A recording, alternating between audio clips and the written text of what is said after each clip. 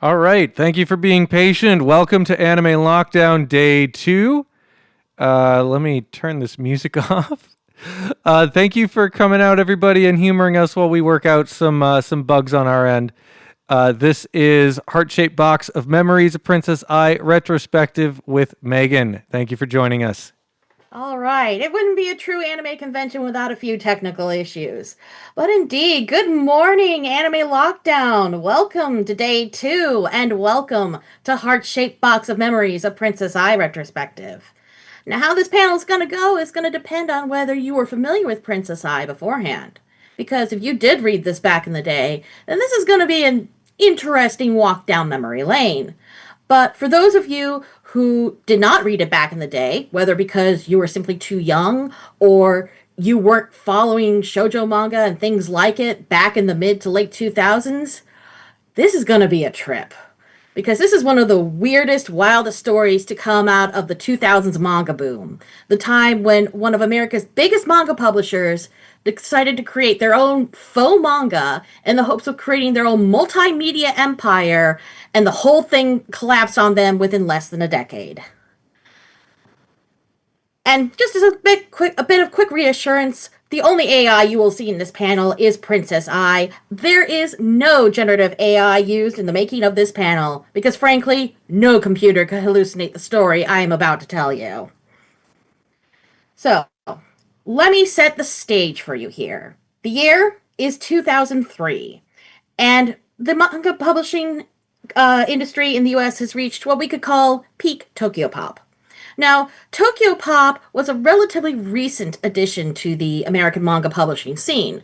They had been founded in 1996, but they had quickly risen to prominence in no small part because they were the first publisher to really get behind shoujo manga. They weren't the first people to publish shoujo manga here in the States, but they were the first to make it successful.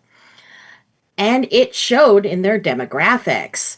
By 2003, a good two-thirds of Tokyopop's customers were teenage girls. So, woo millennials.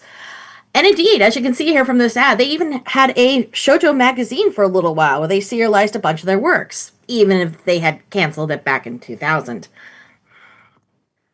This is also the era when they're in the midst of their 100% authentic manga initiative. Now, most people remember this as the time that they stopped flipping their books and everybody else followed suit. And that's true, but there was a lot more going on. This is the era where they're also trying to cut costs and make their books as accessible as possible to appeal to that teenage audience. So, they're cutting things like translation costs, and they're not redoing the sound effects. They're using cheaper paper, anything to justify that $9.99 MSRP and make it profitable. But they're also making the shift away from comic book stores, where manga was primarily available previously in the 90s, more towards the chain bookstores of the time. So your B&M booksellers, your Barnes & Noble, your Borders, your Books A Million, your Walden Books, as you can see here. And those efforts were extremely successful, so much so that at this time, Tokyopop had a 50% share of the US manga market. That means literally half the manga purchased in the US in 2003 came from Tokyopop. And that success allowed them to branch out a little, experiment with things, such as, I don't know, publishing their own original English language material. Indeed, just the year previous, they had started their Rising Stars of Manga program, where readers could submit their own short comics in a competition to potentially win cash prizes and get their work published by Tokyopop. Now, I will not get into the details on this one. It's not really relevant here, and frankly, there's a lot to discuss about this. This program was a little controversial, to say the least. But I bring it up just to note that at this point, Tokyopop is starting to get really comfortable with publishing their own original English language material. So, this is the scene in the summer of 2003 when Tokyopop announces, we're publishing our own manga, Princess Eye. So, who created it? Believe it or not, that is a more difficult question to answer than you might think. Now, going by just the initial marketing wave, you would think that creator is Courtney Love. Now, for the older folks in the audience, odds are good I do not have to explain who Courtney Love is. But for the sake of the younger folk, she was a musician. She was the lead singer, songwriter, and guitarist for the grunge band Hole in the mid to late 90s. She was also the wife of Kurt Cobain, the legendary frontman for the grunge band Nirvana. But by 2003, her career was not going well. First of all, because grunge as a musical movement was well and truly dead. Secondly, Hole had not had a hit song since the year 2000, and indeed had actually broken up in 2001. And third, Courtney Love herself, her public reputation was garbage. Like, people didn't care so much about her as a musician or even like an actress. All they knew about were her various affairs with other rock singers, her drug use, her public fights, and increasingly her legal troubles. So clearly, she needed to turn things around. She needed to get her musical career back on track. And she thought she was going to do that in 2004 with the release of her solo album, America's Sweetheart.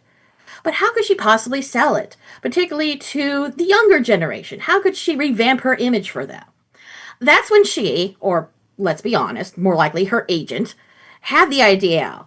Why don't we reach out to this Tokyo Pop company and we create a comic together, borrowing, your image and details from your life to create it. Indeed, that is why it's called Princess Ai, because Ai, of course, is love in Japanese, and the lead character is a blonde rock star like Courtney Love.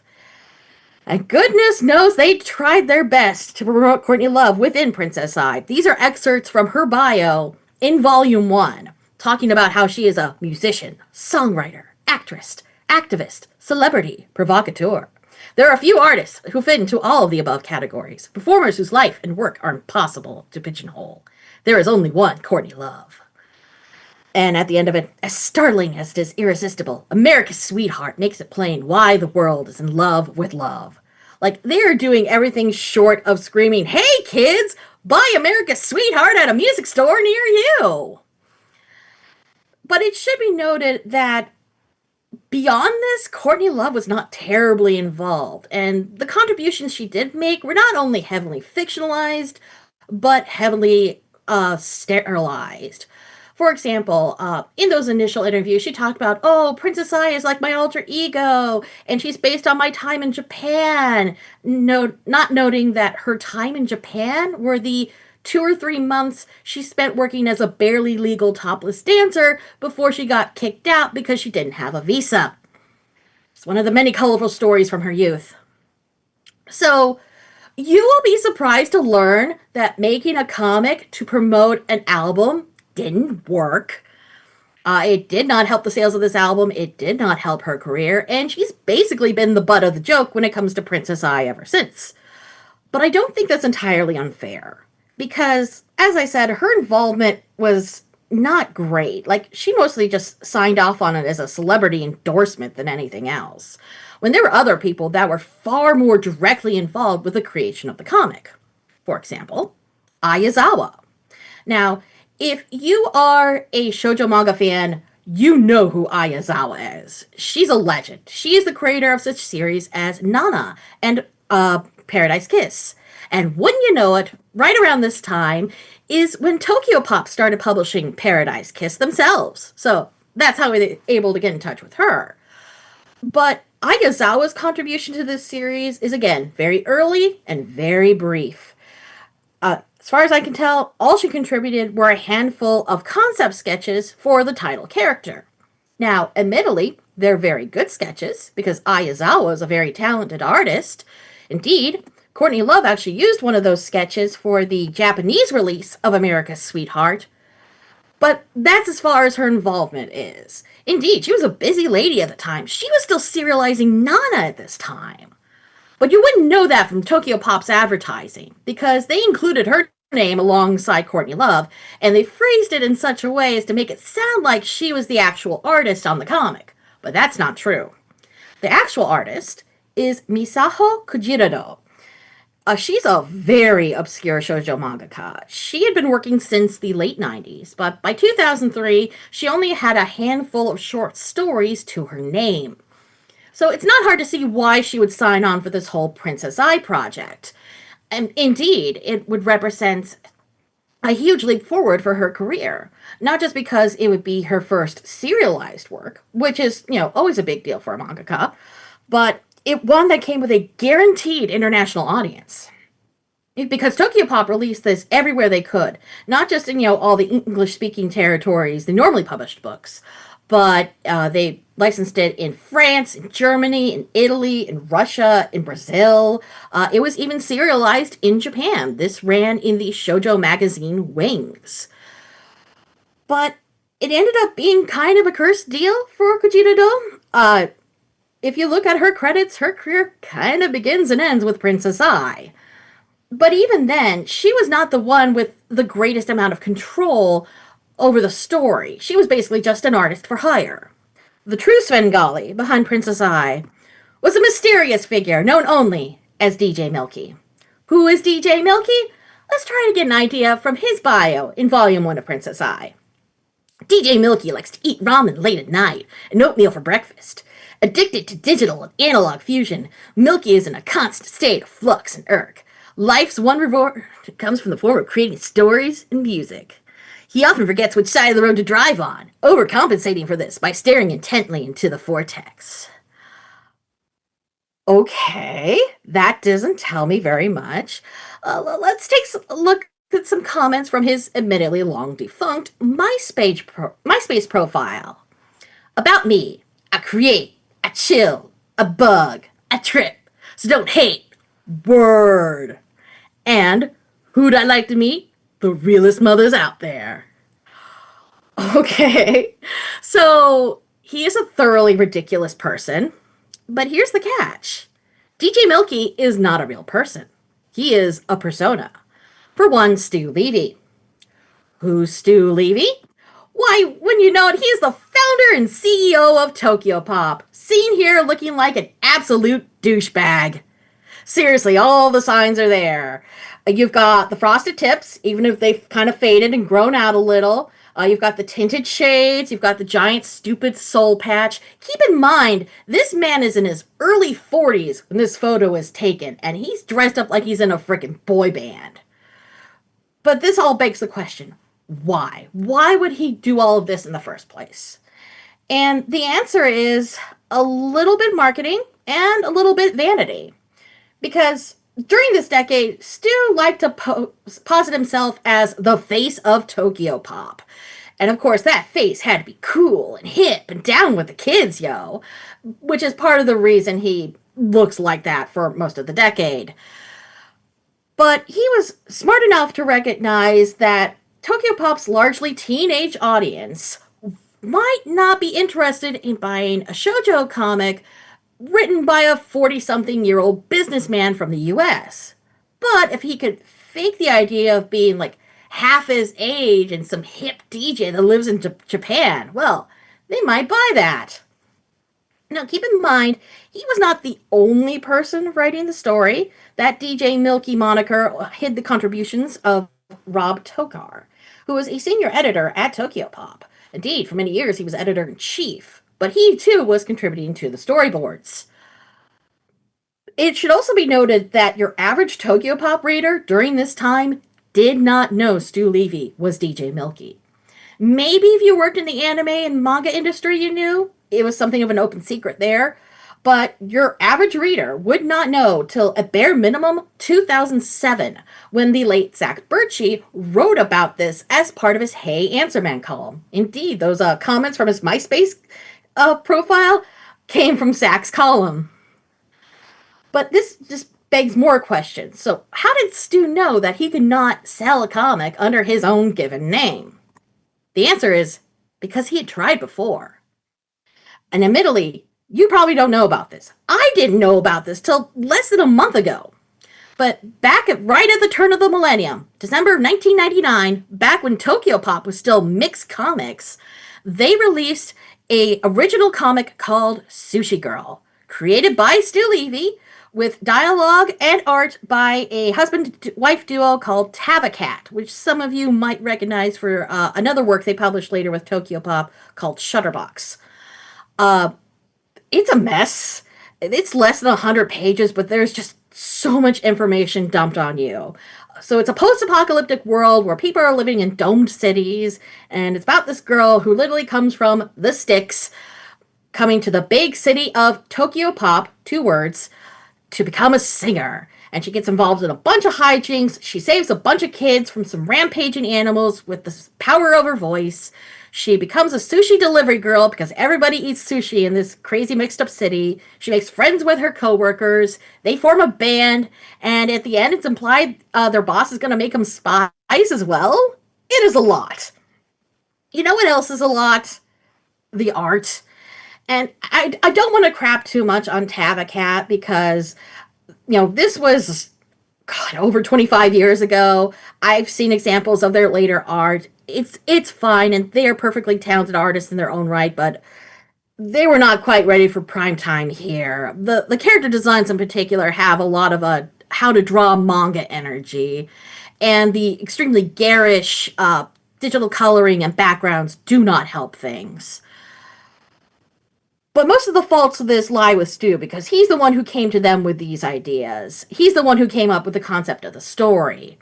And indeed, according to friends of mine who were working in comics retail at the time this came out, they could not give this away. But learning this really helped me recontextualize the whole Princess Eye story because it didn't come about just because of Tokyo Pop's own success with shoujo manga. It was because from the beginning, Stu wanted to create this original story and sell it to his audience, and he was going to do it by any means possible. And indeed, there are ideas in here, like a mean girl rival, and the fact that the heroine is a singer with the ability to alter people's moods with her voice, that he would recycle for Princess Eye. But even then, Stu had bigger ambitions than just publishing his own comics. And to understand that, we have to look at this interview that he did with Publishers Weekly back in 2006. Now, initially he starts talking about, oh, I want to be the bridge between Hollywood and Japan. I want to make movies, but you got to have original IP if you want to make movies. But in particular, I want to focus on the second paragraph, the one I've highlighted here, because I think it is the important part. My first thought was build this big, beautiful manga library that we could use to move into multimedia properties and build franchises. But along the way, I learned that the way the Japanese work with their IPs is, in some ways, very hindering to the business model we have in Hollywood. The rights to IP in Japan are more fragmented, and that can stop a title from being cleared in a way that can be turned into a Hollywood picture. So, in so many words, Stu Levy was admitting that he founded Tokyo Pop not so much to license and publish manga as it was to be his own personal IP farm that he could then take to Hollywood and turn them into films so he could be a hotshot director or producer. But he soon learned that, oh, you can't do that with Japanese manga because, the original artist and the original publishers, they have rights too. They have a degree of control over it.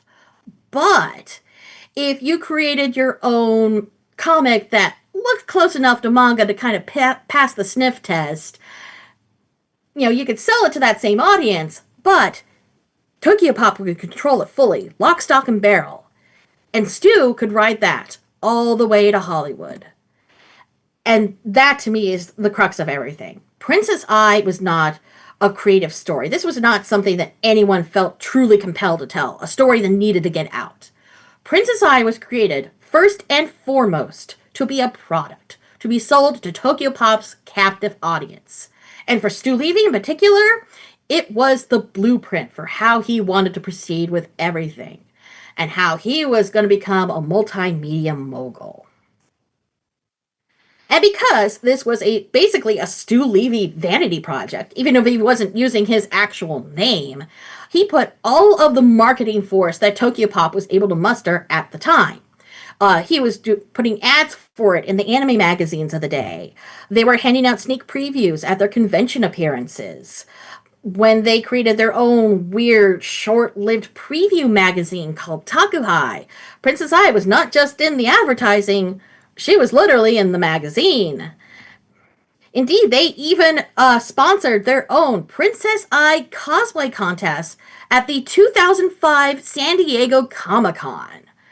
They even created their own TV commercial for Princess Eye that would have aired somewhere around 2004. And I'm going to have to apologize in advance for the really crunchy video quality on this clip, but this is literally the only copy I could get a hold of.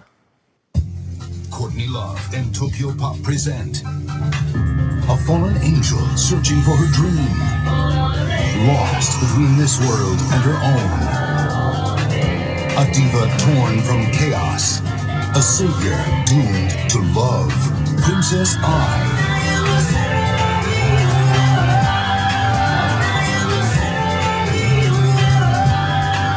Princess Eye, in stores now from Tokyo Pop.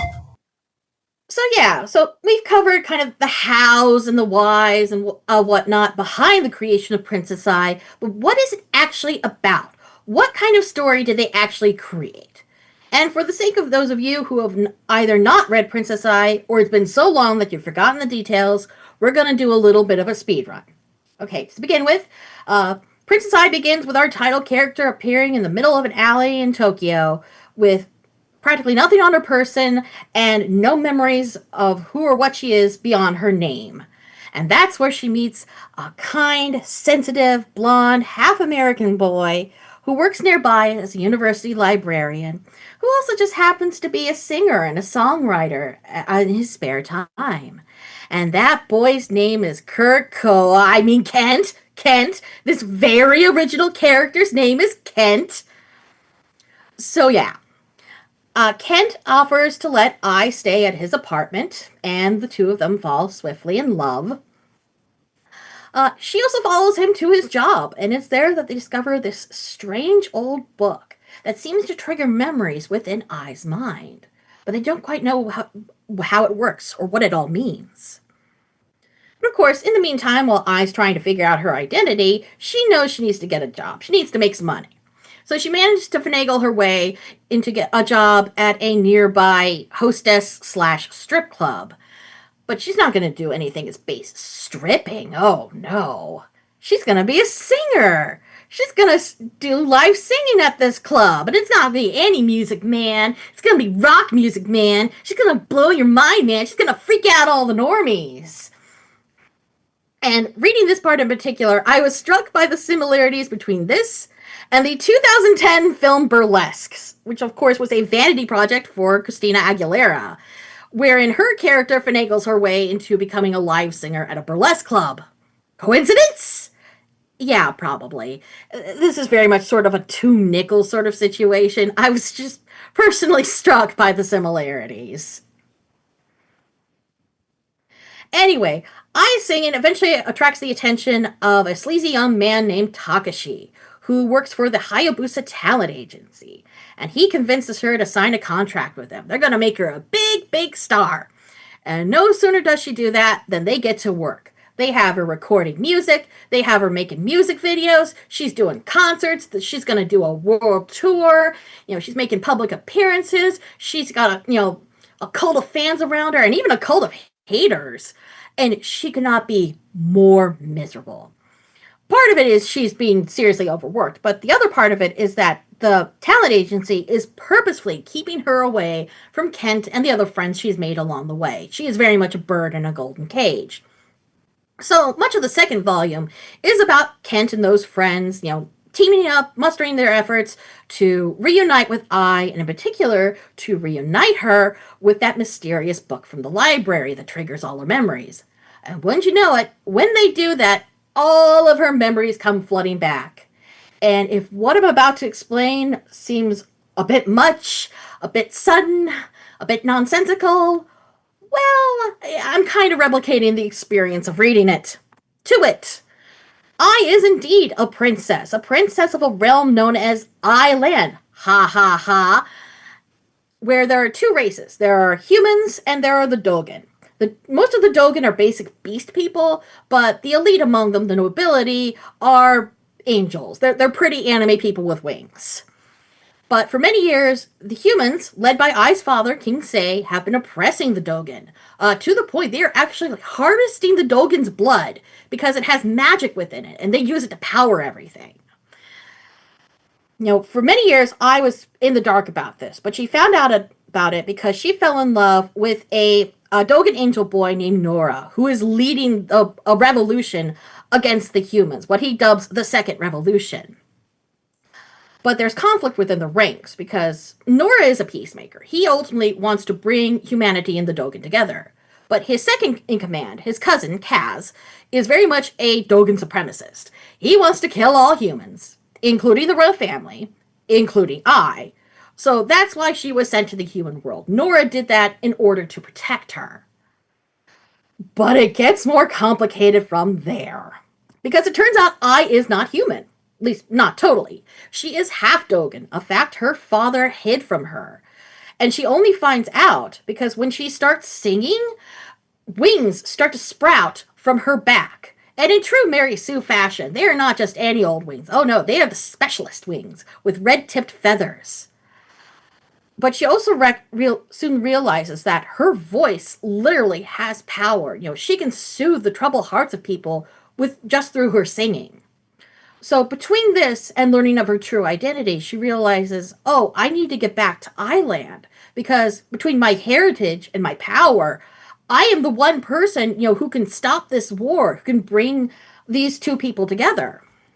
And thus, the third and final volume is about her trying to manage this while finishing up her world tour, fending off the assassins sent by Kaz from Island to kill her, as well as the assassins sent by her own record label, because they've determined the best way to control Ai's music and image forever is to work her like a dog and then kill her. So, yeah, that's a lot. What do I think of it personally, as someone who reviews manga for a hobby? It's okay. It's a lot. It has issues. Let's talk about them. So, one of the big cons of Princess Ai is the fact that it is limited to 3 volumes. Now, this was something that Tokyo Pop did with a lot of their original English language material. It's unclear why. I'm sure there were some sales reports that suggested why internally. But that hard limit really throws off the pacing because the first volume is paced fine, but you can really tell midway through volume 2 that Stu and Rob were like, oh man, we gotta speed things up. We got to rush through this whole finding her memories thing so we can focus on the rock star stuff and the romance and everything else. It also doesn't help that the character writing is also very bad, and it's most obvious with our title character. Who is Princess Ai? The answer is kind of everything and nothing. She is whatever the plot needs her to be. At times she can be an innocent ingenue lost in a strange new world, or she can be a hard rockin' rebel who doesn't take any guff from anyone, or she can be an inspirational messiah for 2 different worlds.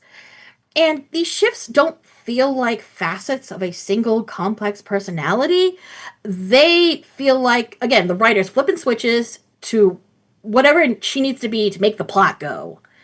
And the rest of the cast isn't handled much better. Kent and her various allies are very insipidly written. Meanwhile, all of her antagonists are either the most basic mean girls you could imagine, or the most obvious sneering, mustache-twirling villains. But for my money, the worst character in Princess Ai is not just poorly written, but is kind of an offensive stereotype unto themselves. His name is Hikaru. He's a very minor character in the grand scheme of things. He is Kent's roommate. But the thing is, Hikaru is gay. He is extremely emotional and clingy around Kent. He is absolutely smitten with him, and Kent has no interest in him whatsoever. He is extremely antagonistic towards Ai because he views her as competition, and because he doesn't trust women in general. And apparently he's also a drag queen in his spare time because he just so happens to have a closet of goth Lolita fashion that Ai takes it upon herself to wear and trash as she sees fit. That never really comes up again after the first volume. And if any of you might be thinking, oh, Megan, you must be exaggerating things, let me show you this clip from Tokyo Pop's own motion comic, because they did motion comics for basically the entire first volume, with music, voice acting, and everything. And let's see how that handled the introduction of Hikaru. Oh, nothing like a little morning exercise. Oh, yikes! Kent, what is this thing doing here with you? Thing? Who the hell are you? I'm Hikaru, Kent's roommate.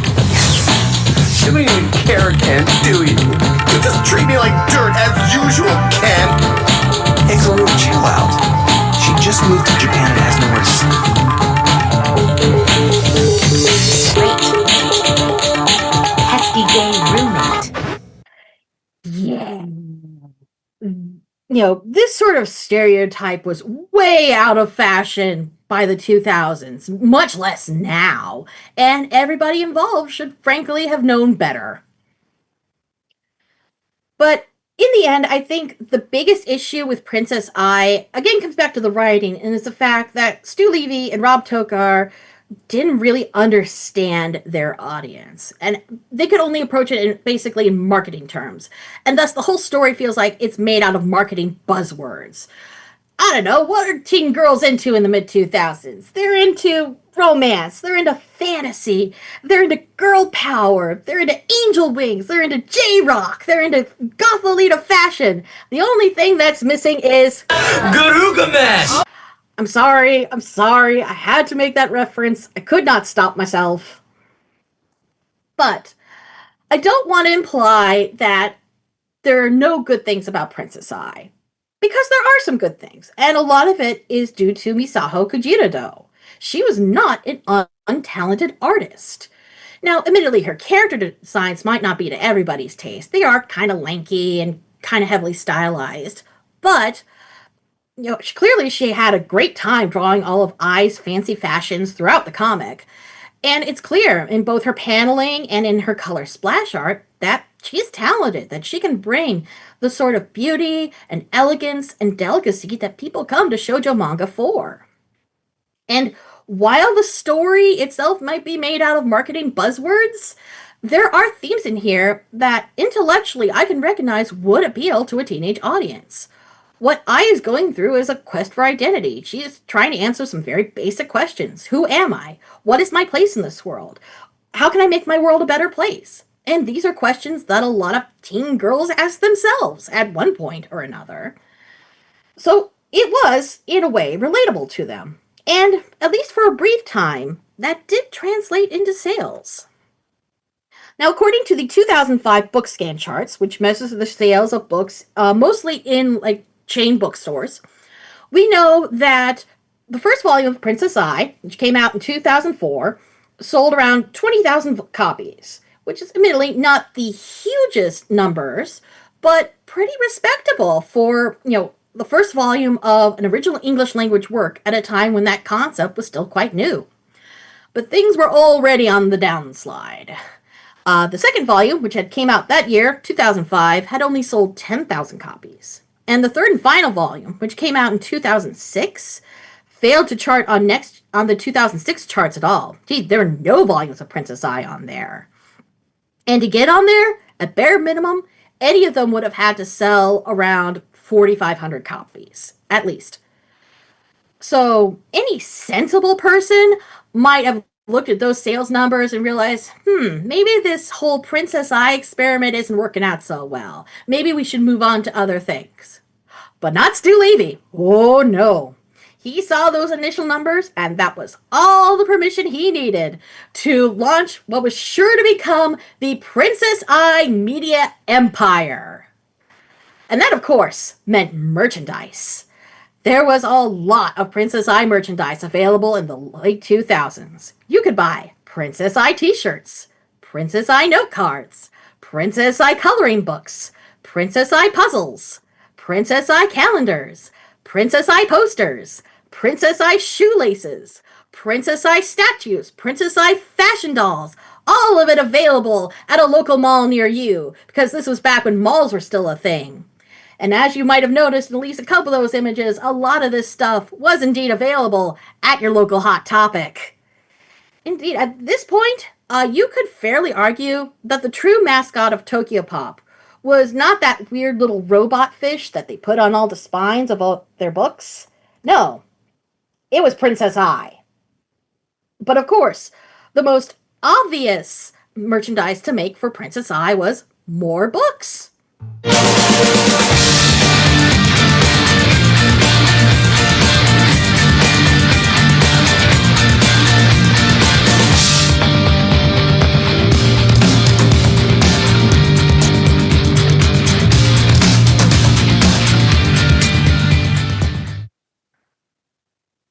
So let's talk about those books.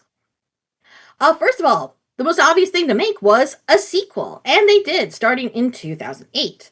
Once again created by Courtney Love and DJ Milky, but at this point the gist was up as far as Stu being DJ Milky, so he is credited as Stuart DJ Milky Levy. But they did bring back Misaho Kojirado to do the art, and they brought in a new writer, a lady no less, a lady named Christine Boylan. She was nobody at the time, but she would actually go on to have a fairly decent career as a producer and screenwriter in television. Among her credits are some of the later seasons of Castle and Once Upon a Time. I think one of her most recent projects was the Netflix live action Avatar The Last Airbender, things like that. So, what is this sequel about? The Prism of Midnight Dawn. It begins with Ai having returned to Island to become queen and to bring about peace, but she's lonely without her beloved Kent, and she soon discovers that Kent has been forced into a dastardly music contract from her old talent agency. Furthermore, they've teamed him up with two other guys, and we're forcing them to make music that makes people sad, because Stu Levy and Courtney Love know writers that use subtlety and think they are all cowards. Seriously, this plot point gets me. Anyway, no sooner does I come back and rescue Ken from all that nonsense that the two of them are whisked back to her world, and they are separated because there's another malcontent trying to break Ai's fragile peace. And along the way, Ai has adventures. She meets up with some freaky tree people. She briefly becomes a freaky tree person herself for reasons that are never quite entirely clear. And the problem is we will never know how this was supposed to wrap up, because the third and final volume was supposed to come out in 2011, and Tokyopop shut down at that time, and they've never published it since. But wait, there's more, because at least initially, Princess Ai was kind of held separately from the whole Rising Stars of manga thing because of its pedigree, but once it was completely out, they stopped making that distinction altogether. And indeed, they were hoping to use it to kind of boost the profile of their sagging Rising Stars of manga titles, which is why they created these, one-off books, which are basically glorified fanfic. So Encounters is about Princess Ai appearing in original stories from Rising Star of manga artists. And it's not even like any of the high-profile ones that people kind of sort of remember, like DramaCon. It's stuff like The Tarot Cafe and A Midnight Opera. Meanwhile, Rumors from the Other Side is a bunch of Rising Star of manga artists creating their own little short stories within the world of Princess Ai. It's the better of the two, but not by much. Tokyopop also produced their own newspaper comic for Princess Ai. Now, it was not the first time they delved into newspaper comics. They had actually serialized Van Von Hunter and Peach Fuzz there, at least for a brief time. But this was different because it was wholly original. Once again, written by Stu Milky Levy with artwork by Paolo Izaki. And this ran in a bunch of newspapers, over 50 major newspapers across the country, and even some international ones like USA Today. And it's a prequel. So it's all about the adventures of teenage Princess Ai dealing with her stuffy old dad tutor, having relatable teenage adventures. But the comic onto itself, well, the only way I can describe it is it's very much Babby's first web comic, in both looks and humor. Like, the jokes here are not good. They barely rise to a sensible chuckle.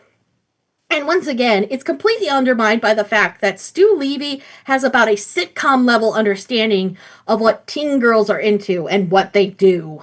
What do teen girls do? I don't know. They're into boys and like romance and shopping, and and not doing their homework and rebelling against their parents. I don't know. So yeah, this was not good. And while it's very hard to find any sort of concrete information on this newspaper comic, I have a strong feeling it did not run long in very many papers. In no small part because, as a prequel, you need to have read the original to have any context for all this. So this had to be complete nonsense for your average newspaper reader. But the worst of them all, and thus my personal favorite, is Princess Ai Roses and Tattoos, aka Princess Ai the Poetry Book. Indeed, this is kind of an oddball book. It's a real hodgepodge. So on its cover, it promises 12 pages of Princess Ai stickers, which are, in fact, 3 pages of Princess Ai stickers replicated 4 times.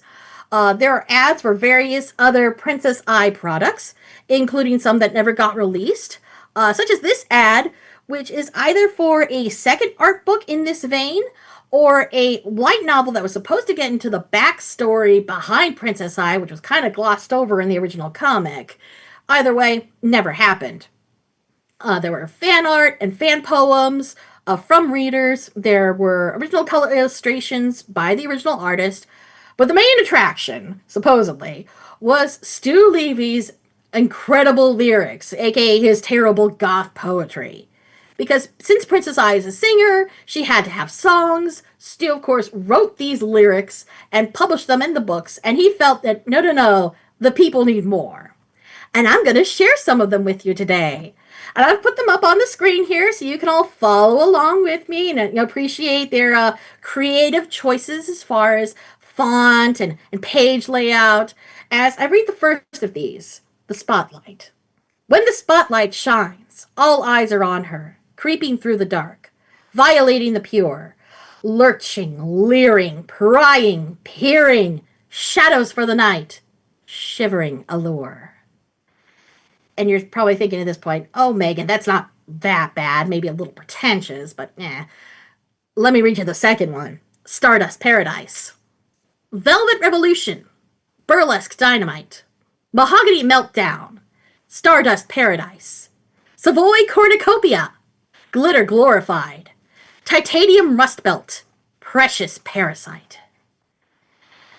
And all I have to say at that one is, what? What even is this? This doesn't even remotely sound like lyrics. Stu, did you just literally open up a thesaurus and pick out whatever words sounded good? And here's the thing. All of the poems in this book are as equally bad. So, you would not be surprised to learn at this point that most of this merchandise did not sell. There are some exceptions. It seems like the fashion dolls found a bit of an audience among the people who collect those sorts of things because it was made by a small but notable company of the time. But most of this stuff went straight to the clearance bin. And to give you an idea of how long some of this stuff has been there, until literally this year, you could buy a brand new copy of Princess Ai, Roses and Tattoos from previously Right Stuff and after the conversion, the Crunchyroll store for the princely sum of $2. That's how much nobody bought these books. But of course, as I mentioned, he wrote all these lyrics for Princess Ai, and even before Princess Ai came along, Stu Levy was using his DJ Milky persona to make music, so of course, we gotta make some Princess Ai music! So he hired some studio musicians, including a singer, to pose as Princess Ai, and they made a handful of songs, released on Tokyopop's own record label, mostly as part of anime-themed compilations such as this. And the weird thing is, they don't actually use a lot of these, and most there's like a couple of the Princess Ai songs, but they're mixed in with other songs meant to promote other Tokyopop properties or licensed from elsewhere. But don't worry, you don't have to necessarily hunt down these discs to experience it for yourself, because they're available to this day on streaming on both Spotify and Apple Music. You're welcome. And of course, where there is Princess Ai music, there must be Princess Ai music videos. So Stu hired out some studio space, put up a green screen, brought back those musicians, got some cheap costumes, and he made some music videos. Most of them, admittedly, are to promote other Princess Eye projects or products or other things he was working on. But let me show you a clip from one in particular for the song Broken Leash.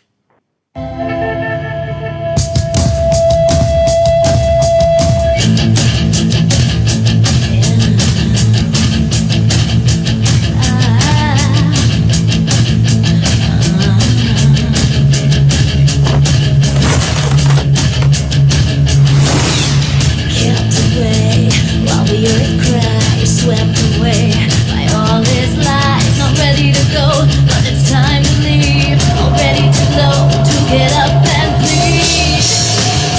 愛ちゃん、今のうちに安全の場所へ逃げるんだ。道元たちも人間たちも残念ながら君の力を一生認めない。 Something inside, far too real, too much pain to hide. Not ready to run, but my feet won't stay. 諸君、人間の暴虐を許してはならない。今こそ我らの血と自由を取り返すぞ。待ちに待った第二革命の始まりは今だ。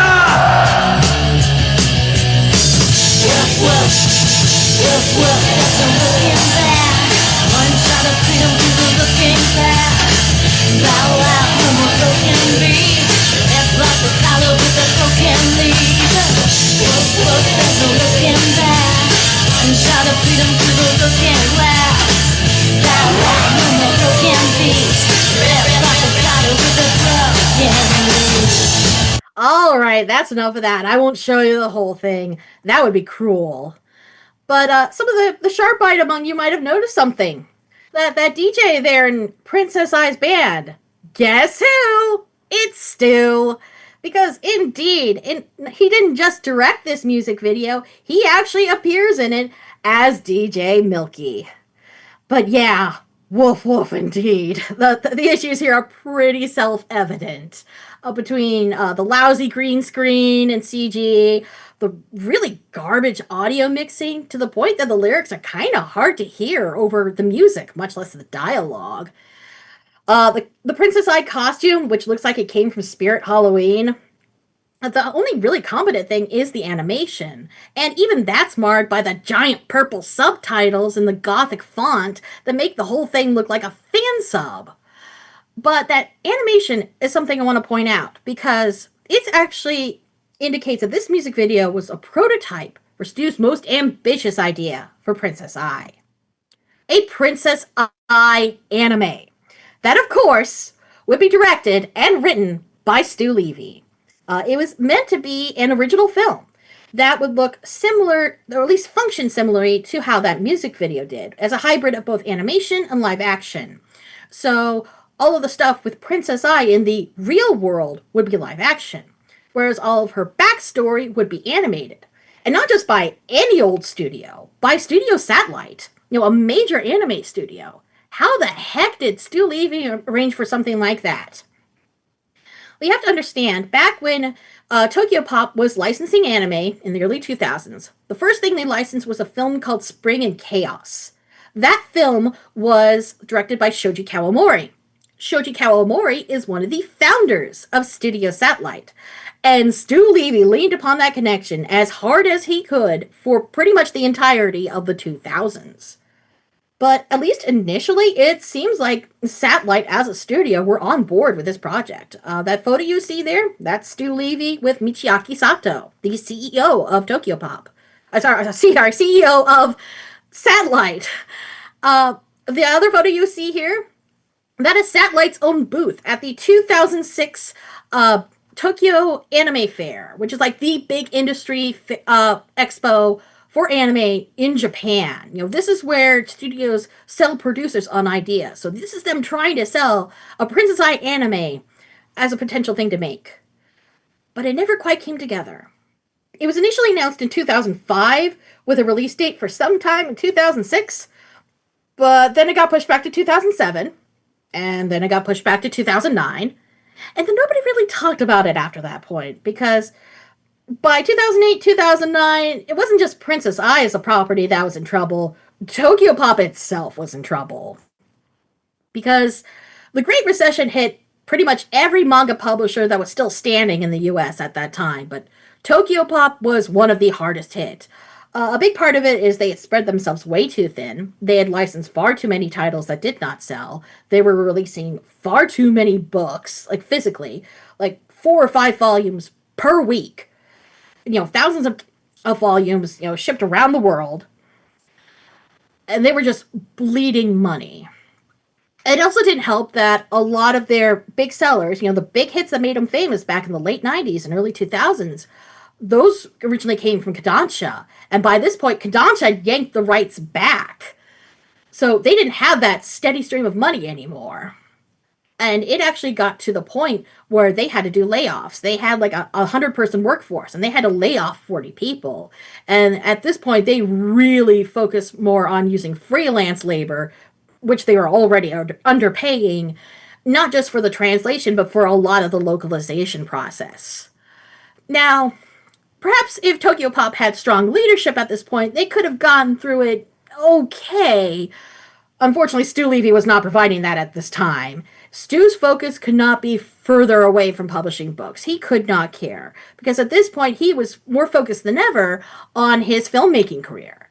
It's just it wasn't necessarily focusing on Princess Ai. Indeed, he was making things like Fan Fun Hunter. Everybody remembers Fan Fun Hunter, right? That weird, cheap, half-improvised, wannabe Borat mockumentary, ostensibly based on a webcomic that Tokyopop was publishing, starring anime voice actor Yuri Lowenthal, right? Or perhaps you remember Priest. Everybody remembers Priest. Came out in the spring of 2011, based on a manhwa that Tokyopop was publishing. Although, from my understanding, the film bears very little resemblance to it. But this one had, an actual Hollywood cast. People like Paul Bettany and Carl Urban. And it had a $60 million budget, which it barely made back, along with terrible reviews. Or perhaps you remember Stu's grandest achievement, his only foray into television. America's Greatest Otaku, aka that time he tried to turn a 2010 promotional tour into a 6-episode reality show and couldn't even manage that competently. But speaking of America's Greatest Otaku, it could be argued that America's Greatest Otaku was kind of the last hurrah for Princess Ai at Tokyopop. At the very least, she was kind of sort of a background character, in the most literal sense, because her image, among others, was plastered on the tour bus that they used to drive around the country, as well as that little box Stu has there to hand out the city assignments to his unpaid interns. I mean the Otaku Six! His illustrious teenage co-host, the Otaku Six. Indeed, the most Princess Ai related content you will see on this cursed 6-episode show actually comes from the second episode, when Stu tasked these kids with a cosplay challenge. Yeah, I have to cosplay in Denver, and I've never cosplayed in public, so I'm really nervous. Do I think we're getting a lot of attention? Absolutely. And it's okay, because, I'm a proud otaku, so it's gonna be fun, for sure.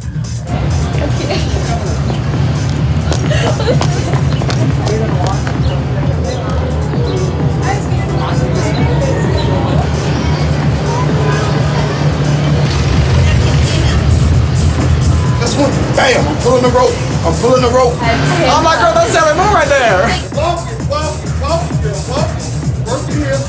Will you hold my hand?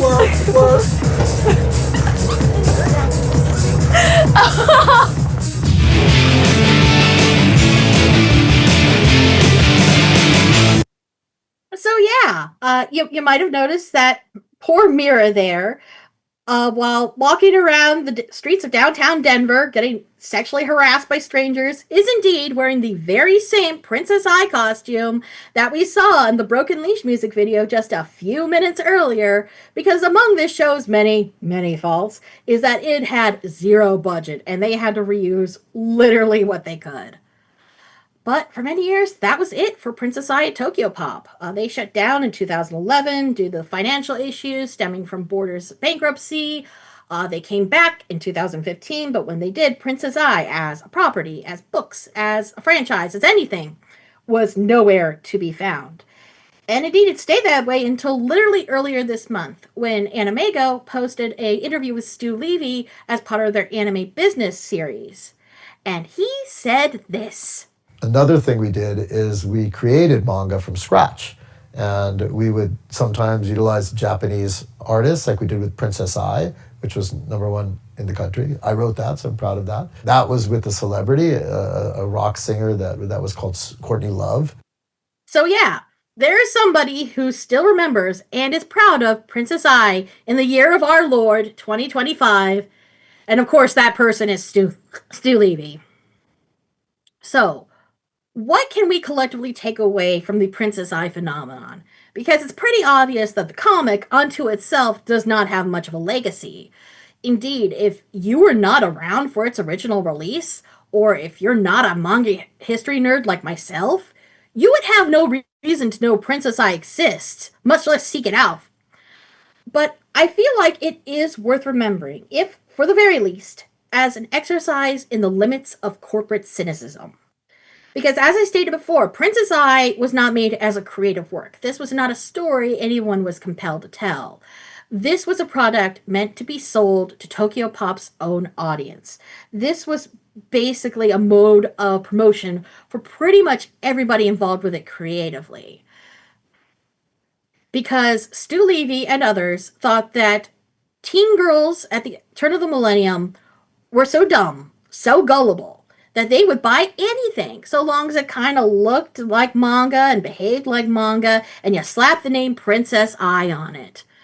But it turns out most teen girls of that time were smarter than that, and the few that were willing to humor him did not do so for very long.